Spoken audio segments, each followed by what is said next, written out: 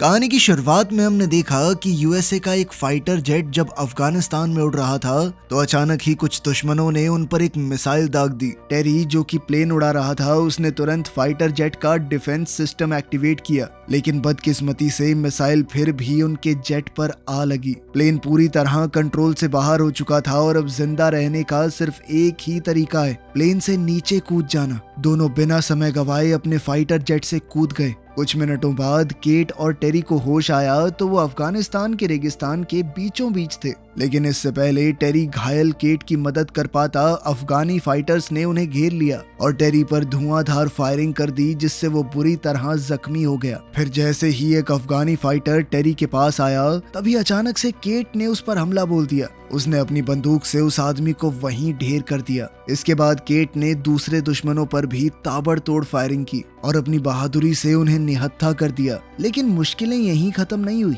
अचानक एक और अफगानी फाइटर वहां आ गया और जब केट उस पर फायर करने लगी तो उसे एहसास हुआ कि उसकी बंदूक में तो गोलियां खत्म हो चुकी हैं। मजबूरन उसने वहां से भाग निकलने का सोचा, लेकिन इससे पहले कि वो दुश्मन के हाथों मारी जाए टेरी ने हिम्मत जुटाई और उस अफगानी फाइटर को गोली से उड़ा दिया। इस बहादुरी के बाद टेरी अपनी आखिरी सांसें गिन रहा था। इस हादसे से केट पूरी तरह टूट चुकी थी। वो अपने साथी के पास गई तो टेरी ने उससे माफी मांगी क्योंकि वो उन दोनों को उस मुश्किल से बाहर नहीं निकाल पाया। ये सुनकर केट की आंखें भर आई। अब उसका सिर्फ एक मकसद था, किसी भी तरह रेस्क्यू टीम से बात करना।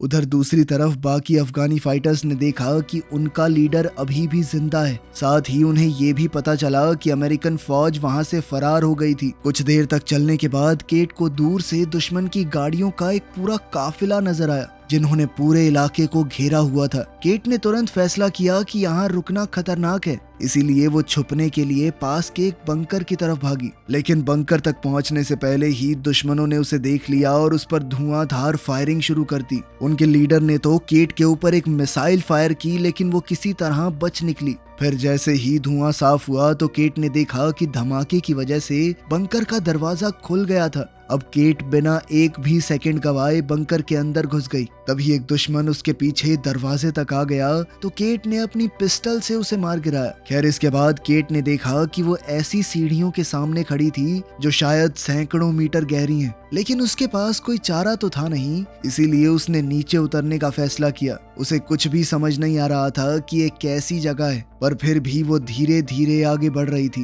तभी पीछे से उसे दुश्मनों के आने की आहट सुनाई दी तो बाहर का रास्ता ढूंढने के चक्कर में केट और अंदर चली गई। फिर जैसे ही वो बंकर के एक हिस्से में गई तो उसे बहुत गंदी स्मेल आई और थोड़ी आगे जाकर उसकी आंखों के सामने जो खौफनाक मंजर आया उसे देखकर वो बहुत बुरी तरह डर गई। असल में वहाँ किसी की लाश बहुत बुरी हालत में पड़ी थी। इतना ही नहीं बल्कि केट को वहाँ एक रहस्यमयी डिवाइस भी मिला जिसके साथ कई कागज और रिकॉर्ड्स मौजूद थे जिनमें यहाँ पर हो रहे भयानक एक्सपेरिमेंट्स के बारे में लिखा गया था। उसी पल अचानक उसे दुश्मनों के आने की आहट सुनाई दी तो केट तुरंत अपनी लाइट स्टिक को दूर फेंककर एक बड़े पिलर के पीछे छुप गई। उसी पल अफगानी फाइटर में से एक ने जनरेटर ऑन कर दिया जिसके चलते चारों तरफ रोशनी हो गई और तभी एक भयानक राज का पर्दाफाश हुआ। असल में वहाँ सैकड़ों कैप्सूल थे जिनमें इंसानों की लाशें बंद करके रखी गई थी। अब जैसे ही दुश्मनों का ध्यान हिला तो इस मौके का फायदा उठाते हुए केट ने अपनी फाइटिंग स्किल्स का इस्तेमाल करके अचानक उनमें से एक की बंदूक छीन ली। केट को देखते ही अफगानियों ने एक के बाद एक उस पर धुआंधार फायरिंग शुरू कर दी जिसके चक्कर में एक कैप्सूल टूट गया और उसके अंदर रखी हुई लाश जमीन पर आ गिरी। अब अपनी जान बचाने के लिए केट पास ही में मौजूद एक हैच में नीचे उतर गई। जैसे ही उनके लीडर ने देखा कि केट सुरंग में घुस गई है तो उसने अपने आदमी को उसका पीछा करने का हुक्म दिया ताकि उसे चारों तरफ से घेरा जा सके। फिर उसने चिल्लाकर दूसरे आदमी को वहीं रुकने को कहा ताकि अगर केट वापस लौट कर आए तो भी बच ना पाए। वो आदमी अपनी जगह संभालते हुए धीरे धीरे उस लाश की तरफ बढ़ रहा था जो कैप्सूल से गिरी थी। उधर केट बिना कोई आवाज किए सुरंगों के अंदर रेंगती हुई आगे बढ़ रही थी। जैसे ही उसके पास एक दुश्मन हैच की जांच करने आया तो केट बिल्कुल पत्थर की तरह जमकर खड़ी हो गई। इसी दौरान जो आदमी पहरा दे रहा था उसने सोचा कि गिरी हुई लाशों को एक पर्दे से ढक देता हूँ। उसे बिल्कुल अंदाजा नहीं था कि उनमें से एक क्रीचर अभी भी जिंदा था और संभलने से पहले ही उस क्रीचर ने उस पर हमला बोल दिया। उसी पल केट किसी तरह इमरजेंसी एग्जिट की सीढ़ियों तक पहुंच गई, लेकिन तभी अफगानों का लीडर मलिक उसके सामने आ गया। उधर दूसरे फाइटर ने अपने साथी की लाश देखी जिसे वो भयानक क्रीचर नोच नोच कर खा रहा था। अब वो डर के मारे जोर जोर से अपने सरदार को मदद के लिए बुलाने लगा। इसी मौके का फायदा उठाते हुए केट ने अपनी फ्लेयर गन से उस आदमी के सीने पर गोली चला दी। फिर तुरंत ही उसने जमीन पर गिरी दुश्मन की राइफल उठाई और एक एक करके सभी को मार डाला। इसके तुरंत बाद केट ने वहां एक ग्रेनेड फेंक दिया और सीढ़ियों पर चढ़ने लगी। फिर जैसे ही केट ऊपर तक पहुंची तो अचानक एक अफगान ने उसका पैर पकड़कर उसे खींच लिया। केट संभल भी नहीं पाई कि उतने में उस आदमी के चेहरे पर वो भयानक क्रीचर टूट पड़ा और उसे भी निगलने की कोशिश करने लगा। ये सब देखकर केट बहुत ज्यादा घबरा गई और बाहर की तरफ भागने लगी। क्रीचर ने उसे पकड़ने की कोशिश की लेकिन केट किसी तरह बंकर से बाहर निकल गई। अब इस क्रीचर को अंदर ही कैद करने के लिए केट ने बंकर के दरवाजे को जंजीरों से बंद कर दिया। पर जैसे ही वो वहां से निकलने वाली थी तो एक और दुश्मन उसके सामने आ गया। लेकिन जब उस आदमी ने देखा कि वो क्रीचर बंकर से बाहर निकलने की कोशिश कर रहा है तो वो डर के मारे वहां से भाग निकला। तब केट भी अपनी जान बचाकर फरार हो गई, लेकिन कुछ दूर जाते ही अपनी गहरी चोट की वजह से वो जमीन पर गिर पड़ी। इस दर्द को सहने और चलना जारी रखने के लिए उसने दवाई का सहारा लिया। फिर कुछ दूर जाने पर अचानक फौजियों की गाड़ी उससे जा टकराई। जैसे ही फौजियों को एहसास हुआ कि ये तो उनकी ही साथी है तो वो तुरंत उसकी मदद के लिए दौड़े।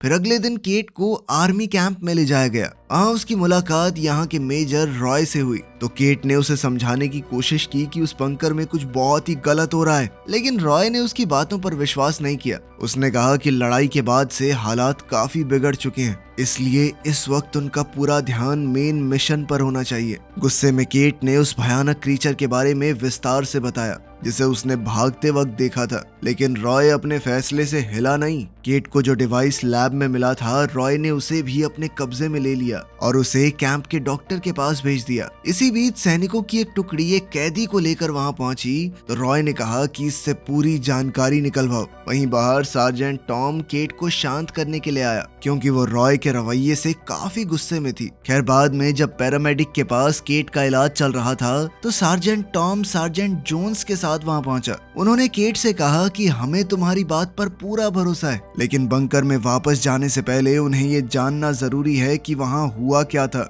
ये सुनते ही केट ने एक रशियन लाइन लिखी जो उस बंकर के दरवाजों पर लिखी हुई थी। उसकी याददाश्त बहुत तेज है तो उसे सब कुछ अच्छे से याद था, लेकिन केट ये नहीं जानती थी कि आखिर इसका मतलब क्या है। तभी अफगानी कैदी ने बीच में कहा कि ये एक चेतावनी है, इसका मतलब है कि इसे खोलना मना है। इसके साथ ही उस आदमी ने दावा किया कि केट ने उस बंकर के बारे में जो कुछ भी बताया सच उससे कहीं ज्यादा भयानक था, इतना कि वो लोग सोच भी नहीं सकते। इस बात पर टॉम थोड़ा उलझन में पड़ गया। उसने कहा कि अगर उस पर रशियन भाषा में लिखा गया है तो लगभग 30 साल पहले उसे बंद कर दिया गया होगा, क्योंकि 30 साल से यहाँ पर रशिया से कोई नहीं आया। तभी डॉक्टर ने उसकी बात को काटते हुए कहा कि कोई भी इंसान इतने सालों तक बंद रहकर जिंदा नहीं रह सकता। इस पर उस कैदी ने एक और खौफनाक बात कही। उसने बताया कि उस बंकर के अंदर जो जीव जिंदा है वो इंसान है ही नहीं। इस बात ने पूरे ग्रुप को गहरी चिंता में डाल दिया।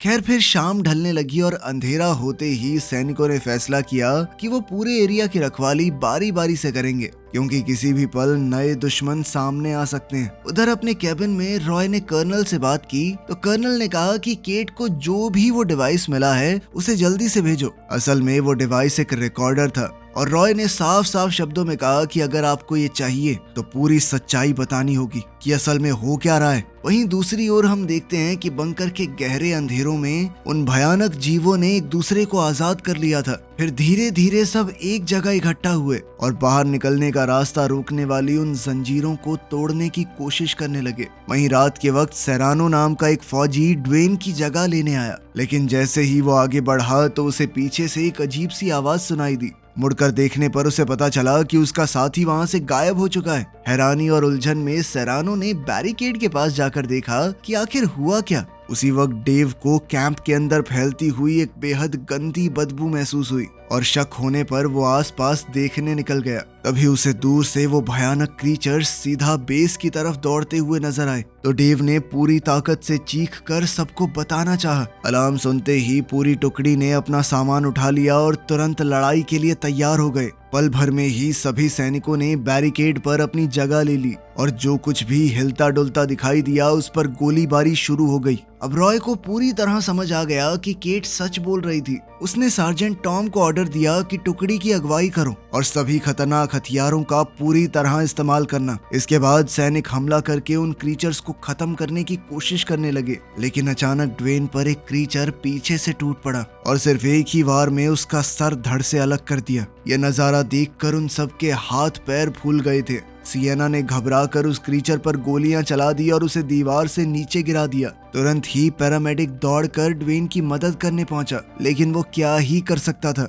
उसी पल उन भयानक क्रीचर्स में से एक ने अचानक उछलकर सैनिकों पर हमला करने की कोशिश की, लेकिन टॉम ने फौरन अपनी बंदूक से गोली चला दी, जिससे वो क्रीचर सीधा मेजर की हट के अंदर जा गिरा। फिर बिना एक भी पल गवाए रॉय उस पर टूट पड़ा और अपनी बंदूक से लगातार वार करने लगा। गोलियों की बौछार से उस क्रीचर के शरीर का एक हिस्सा पूरी तरह नष्ट हो गया। अब कैंप के बाहर सैनिक अलग अलग दिशाओं में फैल गए थे ताकि जितना हो सके उतने क्रीचर्स का सामना किया जा सके। इसी बीच जैसे ही टॉम ने अपनी फ्लेयर जलाई तो उसे दूर से और भी ज्यादा क्रीचर्स आते हुए नजर आए। ये देखकर उसने जोर से पूरी टुकड़ी को तुरंत पीछे हटने को कहा, लेकिन पीछे हटने से पहले ही बदकिस्मती से 2 सैनिक उन क्रीचर्स का शिकार हो गए। साथ ही एक तीसरा फौजी जो वॉशरूम में छुपने की कोशिश कर रहा था वो भी पकड़ा गया।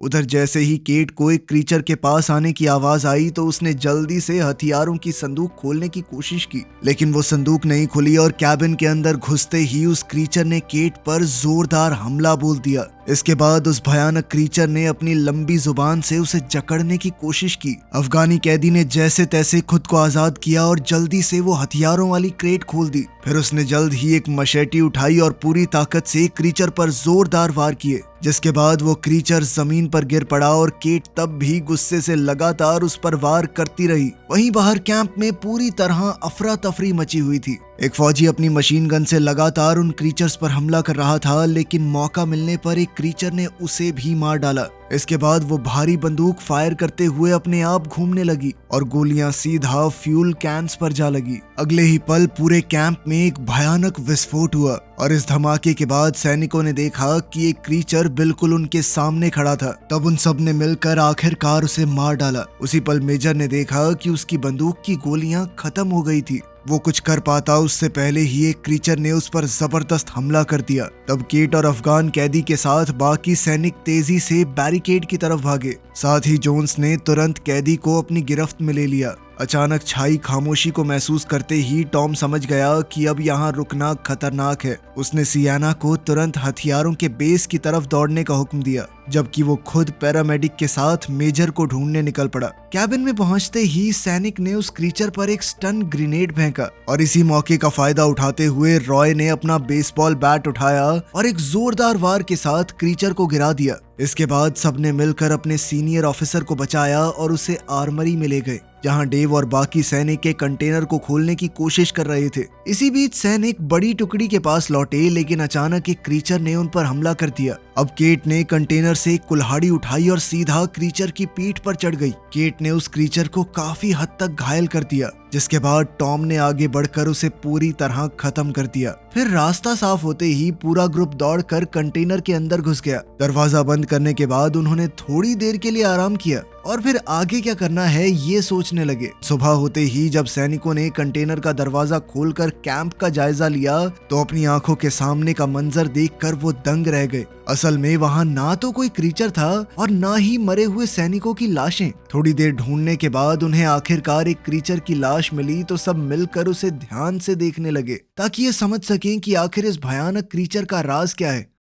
जांच के दौरान डॉक्टर विल्क्स को पता चला कि वो क्रीचर अपने दांत अंदर बाहर कर सकते हैं उनकी चमड़ी बेहद मोटी है और हैरानी की बात तो ये थी कि उनके शरीर के कई अंग इंसानों वाले थे। सिर्फ इतना ही नहीं, उनके ग्रुप को ये भी समझ आ गया कि इन क्रीचर्स की सबसे बड़ी कमजोरी है धूप। इनका डीएनए पूरी तरह से बदल चुका है, इसलिए सूरज की रोशनी इन पर सीधा असर करती थी। इसी बीच मेजर ने बताया कि कर्नल से बातचीत के दौरान उसे एक खास जानकारी मिली थी। तब उसने केट से माफी भी मांगी क्योंकि उसने शुरुआत में उसकी बात पर भरोसा नहीं किया। फिर रॉय ने बताया कि कई साल पहले एक मीटियोर धरती पर गिरा था इसी इलाके में आसपास। उसे देखकर रशियन साइंटिस्ट उत्सुक हो गए और वो ये जानने की कोशिश करने लगी कि आखिर ये चीज क्या है। जांच के दौरान उन्हें वहां एक बहुत बड़ी स्पेसशिप मिली जो पूरी तरह तबाह हो चुकी थी। ये देखकर वो लोग पूरी तरह से हैरान रह गए। तब उन्होंने इस स्पेसशिप में मिले क्रीचर के डीएनए का इस्तेमाल करके एक सुपर सोल्जर बनाने की कोशिश की।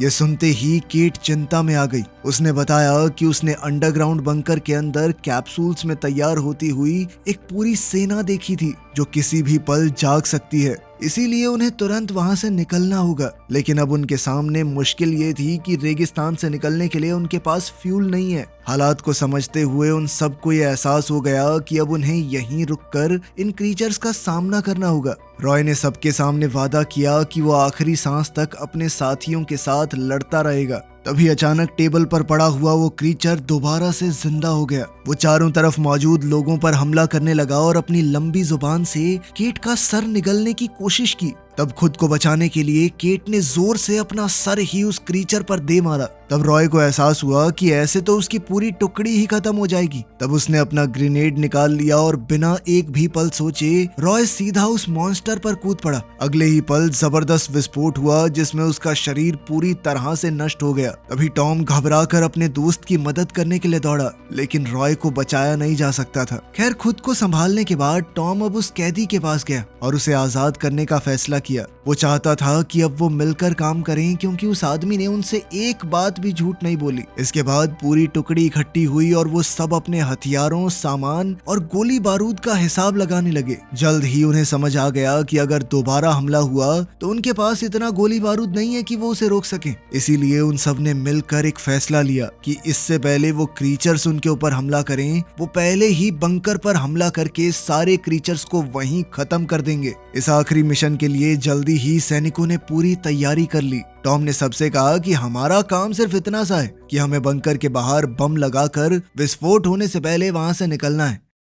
जैसे ही वो बंकर के पास पहुंचे तो टॉम, जेम्स, केट और वो कैदी कबीर, सिर्फ ये 4 लोग बंकर के अंदर घुसे। बाकी फौजी बाहर ही रुक गए। उन्होंने बिना वक्त बर्बाद किए अलग अलग जगहों पर विस्फोटक लगाकर वहां से निकलना शुरू कर दिया। लेकिन बाहर निकलते हुए टॉम की नजर जमीन पर पड़े हुए एक मेडालियन पर गई जो असल में केट का था। उसे उठाने के लिए जैसे ही वो सीढ़ियों की तरफ बढ़ा तो अचानक एक क्रीचर ने उसे पकड़कर जोर से नीचे खींच लिया। कुछ ही सेकंडों बाद केट को रेडियो पर टॉम की आवाज सुनाई दी। उसी पल उसे समझ आ गया कि क्रीचर्स ने टॉम को कैदी बना लिया है। अपने दोस्त को बचाने का पक्का इरादा करते हुए केट ने बाकी सैनिकों के साथ फिर से नीचे जाने का फैसला किया ताकि टॉम को ढूंढकर वापस लाया जा सके। अब एलिवेटर क्रेन को चलाने के लिए विल्क्स मिलिट्री व्हीकल के अंदर ही रुका रहा। हालात बहुत खराब थे लेकिन फिर भी सभी लोग नीचे अंडरग्राउंड एरिया तक पहुंच गए। इसी दौरान मेडिक को रेडियो पर एक अलर्ट सुनाई दिया जिसमें ऑर्डर्स मिले कि अगले 20 मिनट के अंदर अंदर उन्हें पूरे इलाके को खाली करना होगा। तब घबराकर विल्क्स ने तुरंत सबको बताया कि हमें जल्दी निकलना है, जल्दी करो। इसके बाद पूरी टुकड़ी टॉम की तलाश में निकल पड़ी, जबकि डेव एलिवेटर की सुरक्षा के लिए अपनी जगह पर ही बना हुआ था। उधर टॉम ने किसी तरह अपनी जेब में मौजूद चाकू का इस्तेमाल करके उस क्रीचर को खत्म कर दिया जिसने उसे बंदी बनाकर रखा हुआ था। आजाद होते ही वो अपने साथियों को ढूंढने निकल पड़ा। जैसे ही बाकी सब बंकर की लैब में पहुंचे तो वहां का मंजर देखकर सभी सन्न रह गए। चारों तरफ उन लोगों की लाशें बिखरी हुई थी जिन्हें क्रीचर्स ने मार डाला था। और जैसे जैसे वो सेंट्रल कैप्सूल के करीब पहुंचे तो उनके सामने एक और भी ज्यादा भयानक नजारा था। उस कैप्सूल के अंदर एक बहुत बड़ा मॉन्स्टर तैयार हो रहा था। इसी बीच टॉम पर पीछे से क्रीचर ने अचानक हमला कर दिया, लेकिन जैसे ही उसे केट की आवाज सुनाई दी तो वो तुरंत लैब की तरफ भागा जहां उसके साथियों ने अपने हथियारों से उस क्रीचर को खत्म कर दिया। उसी वक्त विल्क्स ने देखा कि कई अफगानों ने उस बंकर को घेर लिया है। वो तुरंत व्हीकल के ऊपर लगे हुए हथियार तक चढ़ गया और बिना रुके उन पर फायरिंग शुरू कर दी ताकि खतरे को दूर रखा जा सके। उधर एलिवेटर के पास डेव कई सारे क्रीचर्स से घिर चुका था। उन पर गोलीबारी करते हुए उसने इमरजेंसी अलार्म भी एक्टिवेट कर दिए। अब तक केट को एहसास हो चुका था कि मॉन्स्टर्स ने उन्हें फंसाने के लिए जाल बिछाया है। उसने तुरंत ग्रुप से कहा कि हमें जल्दी से यहाँ से निकलना होगा, और फिर उन्होंने पीछे हटकर दरवाजा बंद कर दिया। लेकिन जोन्स को यह बात समझ आ चुकी थी कि क्रीचर्स क्रैंक को घुमाकर दरवाजा खोल सकते हैं, इसीलिए उसने पूरी ताकत से क्रैंक को पकड़ लिया और अपने साथियों से कहा कि वो सभी वहां से निकल जाएं, जबकि वो खुद दुश्मनों को रोकने के लिए पीछे रह गया। उधर बाहर विल्क्स की बंदूक की गोलियां खत्म हो गई थी। उसने जल्दी जल्दी रीलोड करने की कोशिश की, लेकिन उसे बिल्कुल अंदाजा नहीं था कि एक अफगानी बिल्कुल उसके नीचे मौजूद था। इसी बीच बंकर से निकलते हुए सियाना के कानों में पीछे से एक भयानक गरज सुनाई दी। वो खुद वहीं रुक गई ताकि उसके बाकी साथी सुरक्षित तरीके से एग्जिट तक पहुंच सकें। थोड़ी ही देर में पूरी टुकड़ी एलिवेटर तक पहुंच चुकी थी, लेकिन जैसे ही टॉम को एहसास हुआ कि सियाना उनके साथ नहीं है, तो उसने तुरंत उसे बचाने का फैसला किया। उसने बाकी सबको ऑर्डर्स दिए कि अगर मैं 5 मिनट के अंदर अंदर बाहर नहीं आया तो सारे बॉम्ब्स एक्टिवेट करके वहां से निकल जाना। उधर सियाना पर एक क्रीचर ने अचानक हमला कर दिया। वो आसपास पड़े सामान का इस्तेमाल करके अपने दुश्मन का सामना कर रही थी। गुस्से में वो लगातार वार करती रही और आखिरकार उसने क्रीचर को खत्म कर दिया। लेकिन तभी पीछे से एक और क्रीचर आया और उसके चेहरे के एक हिस्से को बुरी तरह नोच लिया। ये वार इतना भयानक था कि सियाना की मौके पर ही मौत हो गई। ये देखकर टॉम गुस्से से भर गया। उसने एक चाकू उठाया और डस्टबिन के ढक्कन को ढाल बनाकर क्रीचर से लड़ने लगा। वहीं जोन्स अब इस सब से बहुत थक चुका था। उसने दरवाजे से हटकर अपना डेटोनेटर निकाला और अपने दोस्तों को बचाने के लिए खुद शहीद हो गया। इस जबरदस्त विस्फोट में उसके आसपास मौजूद सारे म्यूटेंट खत्म हो गए। धमाके की आवाज सुनते ही टॉम समझ चुका था कि अब वहां रुकना मौत को दावत देने के बराबर है। उसने तुरंत वहां से भागने का फैसला किया। वहीं बाहर एक अफगानी ने पैरामेडिक पर हमला बोल दिया। वो अपने चाकू से विल्क्स को मारने ही वाला था, लेकिन उसने जैसे तैसे अपनी जान बचाई। फिर हर एक दुश्मन से बहादुरी से लड़ते हुए उसने क्रेन एक्टिवेट की ताकि वो पूरे ग्रुप को ऊपर खींच सके। लेकिन दिक्कत ये थी कि ब्लास्ट के चलते मैकेनिज्म का एक हिस्सा डैमेज हो गया था, जिस वजह से गाड़ी आगे की तरफ चलने लगी। विल्क्स ने घबराकर गाड़ी को रोकने की पूरी कोशिश की। वहीं एलिवेटर के अंदर केट, कबीर और डेव एक साथ मिलकर दर्जनों क्रीचर्स का सामना कर रहे थे। अचानक एक क्रीचर ने अपनी बाजू से डेव के सर पर वार किया और वो वहीं पर ढेर हो गया। जैसे ही पैरामेडिक को समझ आया कि क्रेन को अब रोका नहीं जा सकता, तो उसने गाड़ी की दूसरी तरफ कूदने का फैसला किया। इसी बीच उनकी लड़ाई के दौरान कबीर को सीढ़ियों के ऊपर मिलिट्री व्हीकल दिखाई दिया, लेकिन तभी एक क्रीचर ने उसे पकड़ लिया और कबीर समझ चुका था कि अब उसका बचना मुश्किल है। उसने जोर से चिल्लाकर केट को प्लेटफॉर्म से कूदने को कहा। उसकी वजह से बिल्कुल ऐन मौके पर केट की जान बच गई, जबकि एक जबरदस्त धमाके में कबीर और बाकी सभी क्रीचर्स खत्म हो गए। कुछ सेकंडों बाद केट की मुलाकात टॉम से हुई। दूसरी तरफ विल्क्स पर अभी भी कुछ दुश्मन जानलेवा हमला करने वाले थे, लेकिन आखिरी पल पर उनकी टीम वहां आ पहुंची और अपने हथियारों से सबको खत्म कर दिया। थोड़ी देर बाद उनके ग्रुप ने देखा कि मिलिट्री प्लेन एक न्यूक्लियर मिसाइल फायर कर रहा है। तब वो लोग तुरंत एक गाड़ी में बैठकर वहां से भागने की कोशिश करने लगे। आखिरकार एक बड़ा बम जमीन पर आ गिरा और रेगिस्तान के कई किलोमीटर के इलाके में सब कुछ तबाह हो गया। इस धमाके में मुश्किल से सिर्फ 3 लोग अपनी जान बचा पाए थे। वो ये समझ चुके थे कि यह हमला इस बात को यहीं दबा देने के लिए किया गया था, और उन्होंने भी बिना पीछे देखे हमेशा के लिए उस जगह को छोड़ दिया। वीडियो पसंद आई तो लाइक कर देना, चैनल को सब्सक्राइब कर लेना। मिलते हैं अगली वीडियो में।